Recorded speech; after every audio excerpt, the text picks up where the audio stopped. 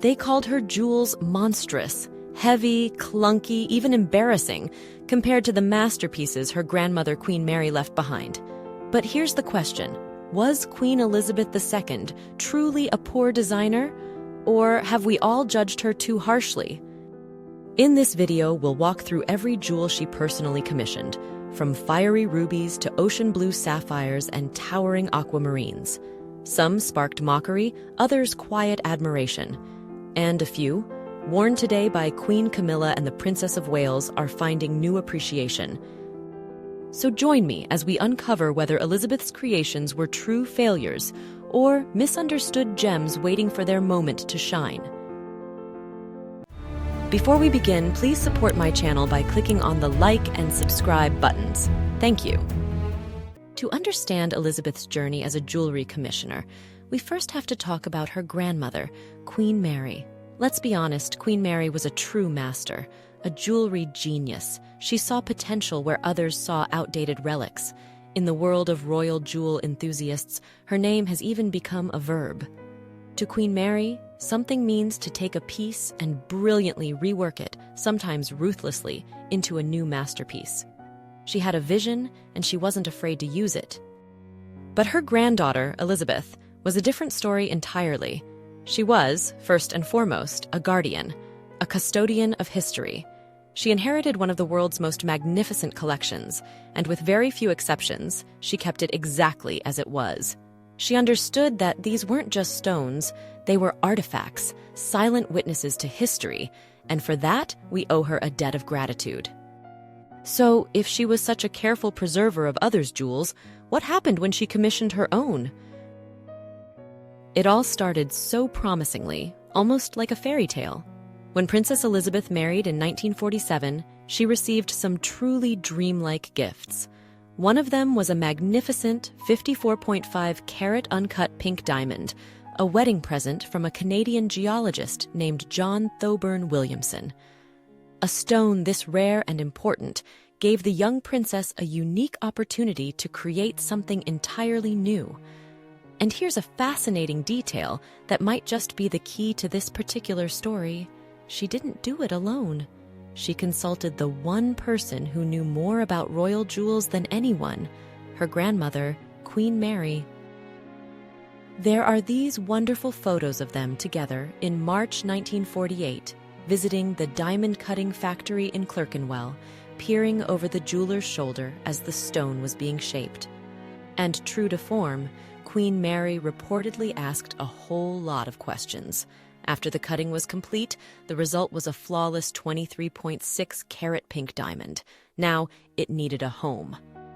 After considering putting it in a grand tiara or a necklace, Elizabeth chose something more modern and versatile, a brooch. She turned to Cartier, her parents' favorite jeweler, to bring the vision to life. The design, created by Frederick Mew of Cartier's London branch, was a delicate jonquil flower, crafted in platinum and sparkling with an additional 203 white diamonds to frame the magnificent pink stone. The brooch was completed in 1953, her coronation year, and it's not an exaggeration to say it's considered a triumph. It's perfectly balanced, timeless, and it became one of her absolute favorites. She wore it for everything from official portraits with her young children, Charles and Anne, to the weddings of her sons, and even her Silver Jubilee service in 1977, a complete success story. And that wasn't the only treasure from that time. For her 21st birthday, also in 1947, she received a stunning diamond necklace from the people of South Africa. It originally featured 21 large, brilliant-cut diamonds, one for each year of her life. The Queen herself reportedly called them her best diamonds. A few years later, in 1952, she had the necklace shortened slightly to better suit her style, and the 6 leftover diamonds were crafted into a matching bracelet. Simple, elegant, and deeply personal, another undisputed success. So, with these 2 masterpieces in her collection, you'd think the stage was set for a lifetime of impeccable jewelry commissions. But this is where our story takes a turn, and where the debate truly begins. Because while everyone admires these early pieces, her later projects would provoke very, very different reactions. This brings us to a fundamental question about royal collections. What is more important? Creative innovation like Queen Mary's, which gives us new masterpieces but erases the old? Or the careful preservation of history like Elizabeth's, which respects the past but sometimes results in more conservative designs? I'd love to know what you think, because when the Queen needed a ruby tiara of her own, she made a decision that is still debated to this day. So the Queen needed a ruby tiara. But why? She had access to the crown jewels, right? Well, yes and no. The most magnificent ruby tiara in the collection, the Oriental Circlet, was a favorite of her mother's. And after the king's death, the young Queen Elizabeth made the very gracious decision to let her mother keep wearing it, along with a few other heirlooms of the crown. So, for decades, the grandest ruby pieces were simply not in her jewelry box. If she wanted a ruby tiara for state occasions, she would have to create one herself. And the story of how she did it begins with another remarkable gift. For her wedding in 1947, the people of Burma sent her 96 flawless rubies. This wasn't just a random number. In Burmese culture, there's a belief that these stones protect the wearer from 96 diseases that can afflict the human body. Think about that for a moment. It wasn't just a gift of gems. It was a gift of goodwill, a wish for a long and healthy life. For a young monarch, that must have held a very special significance. But these precious symbolic rubies sat in the vault for over 25 years. It wasn't until 1973 that the Queen finally decided to give them a grand setting. She had the sentiment, she had the rubies. Now she just needed the diamonds. And this is where things get very, very controversial. To source the diamonds for her new tiara, a sacrifice had to be made. The sacrificial lamb was none other than the Nizam of Hyderabad tiara. This was an exquisitely delicate floral diamond tiara made by Cartier, which the Queen had received as a wedding gift. For years, jewel watchers mourned its disappearance, and only in 2012 was it confirmed that it had been dismantled. For many, this was an unforgivable act of jewelry vandalism, destroying a historic Cartier masterpiece to create something new. And what was the result? The Burmese ruby tiara, made by the crown jeweler Gerard. The design is deeply symbolic, a wreath of heraldic Tudor roses. The rubies form the red petals of the House of Lancaster, and the diamonds from the dismantled Nizam tiara form the white petals of the House of York. It's a powerful emblem of English history. And yet, visually, it's one of the most divisive royal tiaras in modern history. It is unmistakably a product of the 1970s. Critics have called it clunky, noting that the rubies are set in heavy gold cups that make them look like blobs sticking out from the frame. But honestly, I'm going to defend it. I don't see it as a failure at all. And interestingly, many people who have seen this tiara up close in person completely agree. They say that photographs just don't do it justice. The staggering quality of the stones, the sparkle of the diamonds, the sheer craftsmanship. Apparently, it's breathtaking in real life. And I think if you look closely, you can see that regal power on Queen Elizabeth herself. Especially in her younger years, against her dark hair, the bold Tudor roses created a striking, majestic look that was entirely her own. The fact that Queen Camilla has chosen to continue wearing this tiara, and that so many have praised how powerfully it suits a new queen, only proves that this symbolic piece was never a failure. It's a strong, symbolic tiara fit for a monarch, in any era. But a tiara is rarely worn alone. The Queen needed necklaces to complete her ruby ensembles, and her choices here are just as fascinating and debated. In 1964, she personally purchased a piece now known as the Bearing Ruby necklace. It's an antique design with flat-cut rubies and 3 distinctive pendant stones that were likely once earrings. Its design has certainly sparked debate. Online, jewelry enthusiasts have called its central element clunky and a muddled mess. And yet, it's important to remember this wasn't an heirloom she was obligated to wear. This was a piece the Queen chose. She bought it herself and wore it for decades, clearly feeling it filled an important role in her collection. Of course, when we talk about her ruby necklaces, we have to mention the undisputed star of the show, the spectacular Greville ruby necklace. This romantic, floral masterpiece by Boucheron was a wedding gift from her mother, and here we see another perfect example of Elizabeth's philosophy as a custodian of jewels. Early in her reign, she did have it altered slightly, shortening it to better suit the fashionable necklines of the 1950s. But, and this is a crucial detail, the two diamond and ruby sections that were removed were carefully preserved. This means the necklace could, theoretically, be restored to its original, longer length at any time. She didn't destroy or irreversibly change the essence of the piece. She adapted it respectfully. So the story of the Queen's rubies is one of sacrifice and bold, controversial design. But her journey with another key royal color, majestic sapphire blue, begins in a much more intimate place, not with a diplomatic gift, but with a father's love. It's a story that would lead her to one of her most practical and yet, somehow, one of her most debated solutions. So, let's travel back once more to that pivotal year, 1947. Princess Elizabeth had just married her Philip, and amidst the thousands of wedding gifts, there was one that would become one of the most precious in her collection. It came from the person she loved so dearly, her father, King George VI. He gave her an antique sapphire suite, a necklace and matching earrings that had been crafted during Queen Victoria's reign around 1850. These weren't flashy, newly made pieces. They were dignified, substantial jewels with real history behind them. The sapphires were described by playwright Noel Coward, of all people, as the largest sapphires I have ever seen. Coming from someone who moved in the most glamorous circles of his time, that's quite the endorsement. It was clearly a treasured possession. You can see from early portraits how often the young princess wore it. Early in her reign, she had the necklace shortened by removing several of the sapphire clusters. But, true to her nature as a preserver, she didn't let them go to waste. She commissioned for those leftover links to be made into this beautiful matching bracelet. Nothing was wasted. Instead, the suite actually grew. Then she added yet another element, a detachable sapphire and diamond pendant. This gave her wonderful versatility. She could wear the necklace in its sleek, shortened form for more understated occasions, or add the pendant for grander events.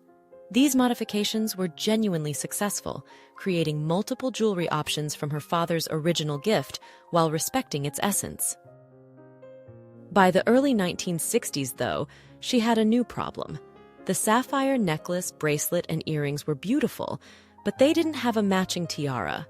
For a monarch who needed to coordinate her jewels with various order sashes and ceremonial requirements, this was more than just an aesthetic issue. So, in 1963, she made a characteristically practical decision. She purchased a 19th-century sapphire necklace that had once belonged to Princess Louise of Belgium, daughter of King Leopold II. Louise had led quite a scandalous life: affairs, time in an asylum, divorce, and eventually had to sell her jewelry to pay off debts. But that's another story entirely. What matters for our purposes is that Elizabeth saw potential in Louise's necklace. She had it mounted on a tiara frame, creating what we now know as the Belgian sapphire tiara. And this is where the criticism began. Looking at the finished piece, you can immediately tell it was originally designed to be worn horizontally around the neck, not vertically on the head. The elements that now point upward were clearly meant to dangle downward as pendants. Online jewelry enthusiasts haven't been kind. They've dubbed it the corgi paw because of its distinctive shape, and criticized it as simply an upside-down necklace forced onto a frame.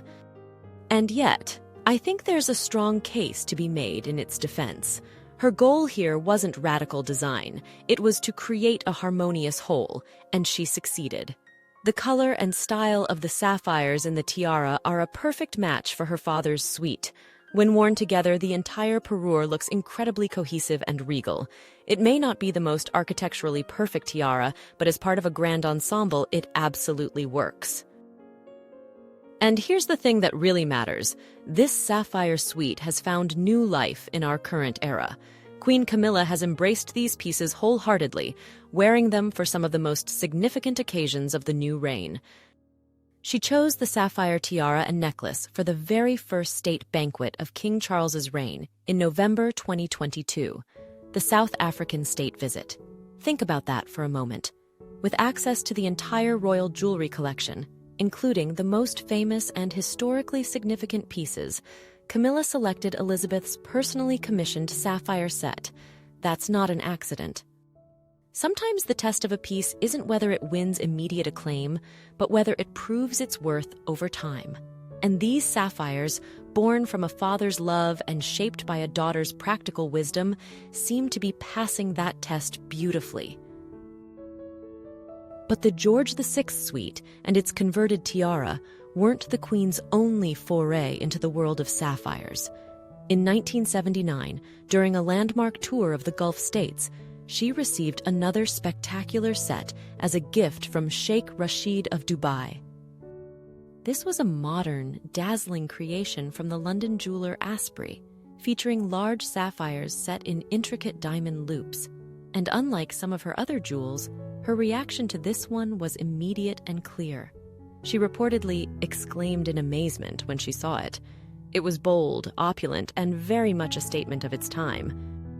But as was her habit, she found it a little too grand for regular wear, and decided to make some practical adjustments. And her changes here are another brilliant example of her thoughtful, no-waste philosophy. She had the necklace shortened, but the two leftover sapphire loops weren't just put away in a vault. They were transformed into a new, more delicate pair of earrings. And what about the original, very large earrings and the matching ring? She had them combined to create a single, substantial bracelet. It was a masterful edit. She took an almost overwhelmingly magnificent gift and cleverly reworked it into a more versatile and wearable set of jewels, without losing its essence. In May 2021, the Queen loaned these very earrings to Catherine, the Princess of Wales, for an event in Scotland. They looked equally elegant on the Queen herself, and seeing them on Catherine really proves how beautifully they can be styled across generations.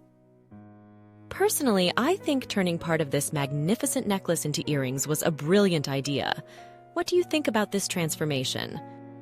But the next commission we're going to look at presented an entirely different challenge.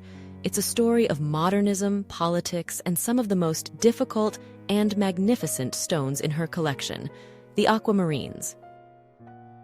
And it all began with her coronation in 1953. As nations around the world sent gifts to honor the new monarch, the president and people of Brazil presented her with a magnificent suite of jewels that was, in a word, breathtaking. The original gift, created by Mappin and Webb in Rio de Janeiro, consisted of a stunning necklace with 9 enormous, perfectly matched rectangular aquamarines set in intricate diamond and platinum scrolls, with an even larger detachable aquamarine pendant. It also included a pair of matching drop earrings. These weren't just any aquamarines. They were a showcase of Brazil's finest natural treasures. And this gift had a unique quality. It kept growing. In 1958, on another occasion, Brazil presented the Queen with a matching bracelet and a large brooch to add to the parure. It was clear this was becoming a significant, evolving collection. But like her sapphires, the set was missing a tiara. So, in 1957, the Queen commissioned Gerard to create one. The original version was a relatively delicate diamond and aquamarine bandeau with 3 upright stones set in detachable brooches. It was modern and chic, and she wore it to glamorous events like the royal film performance. But some critics were already unimpressed, calling the 3 prominent stones Cyclops' eyes. Perhaps the Queen felt it lacked the grandeur of the rest of the set. And here's where the story takes a dramatic turn. In 1968, during a state visit to Brazil, the governor of São Paulo presented her with yet another gift, an aquamarine and diamond hair ornament. Now, with even more magnificent stones in her possession, the Queen decided it was time for a major upgrade. By 1971, she decided it was time for a major upgrade. She didn't just add to the tiara, she completely transformed it, seemingly with a desire to create something truly powerful. The changes were audacious. The enormous aquamarine pendant from her original necklace, given to her by Brazil as a coronation gift, was removed and became the new, towering centerpiece of the tiara. Stones from the gifted hair ornament were used to create 4 new fan-shaped motifs, which were set between the original uprights.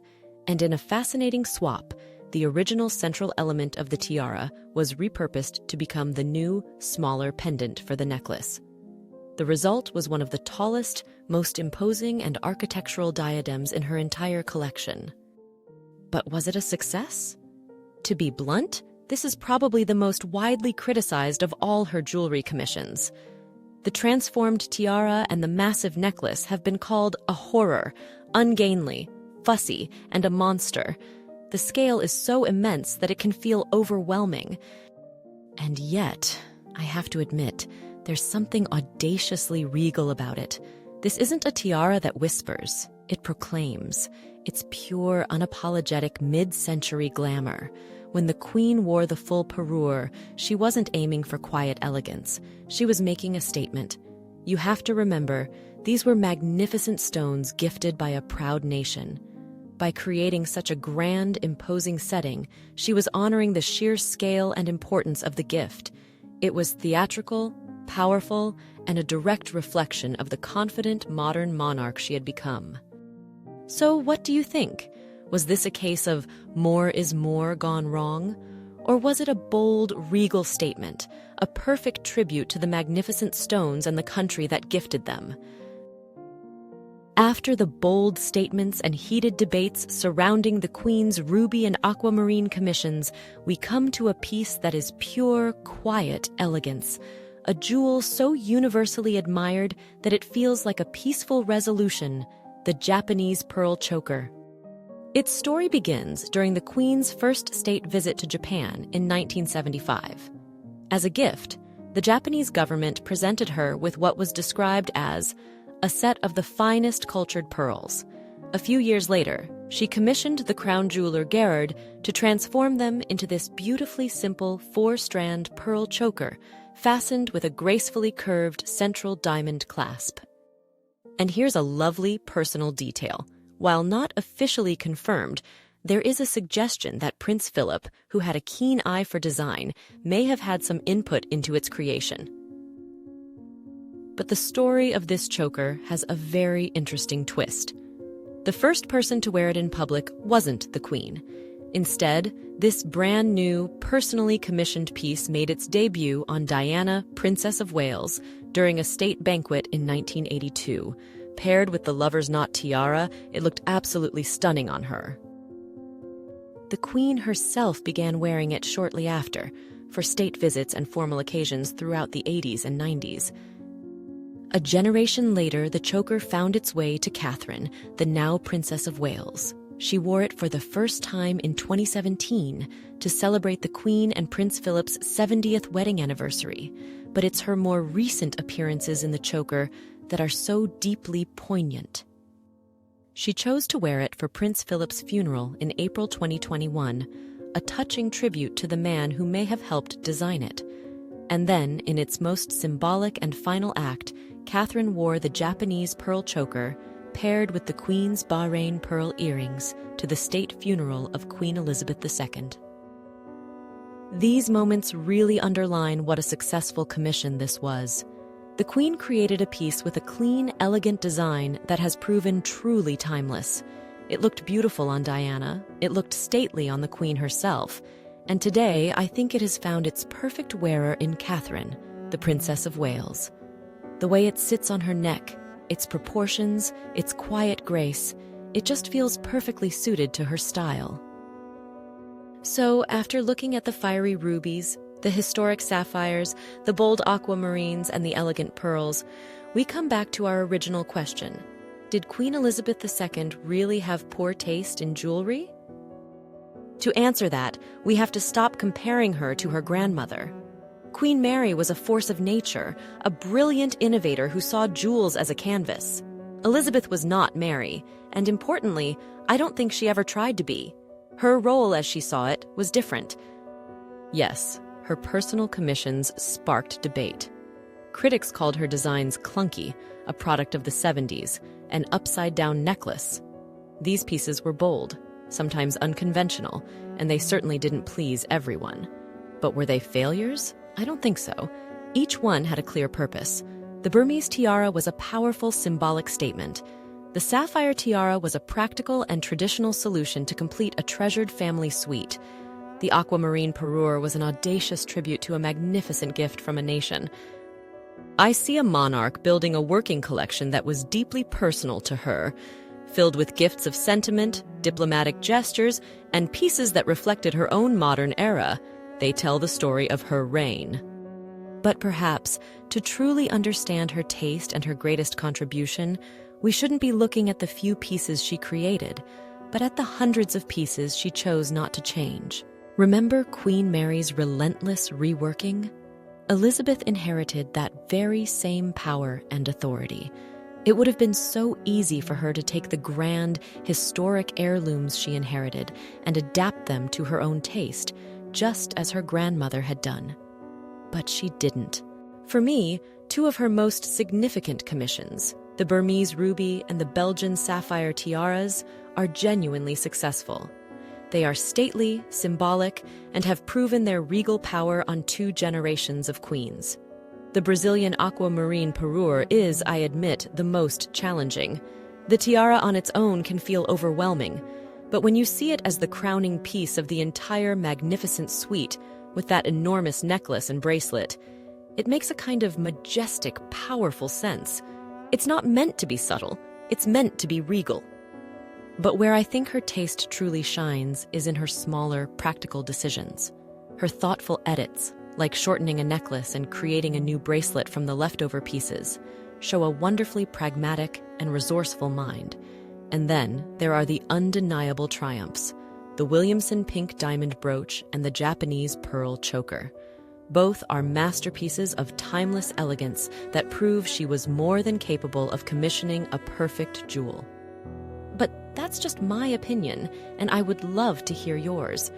After hearing their stories, were we all too harsh on the Queen's designs, or do you still find them controversial? Let me know your thoughts in the comments.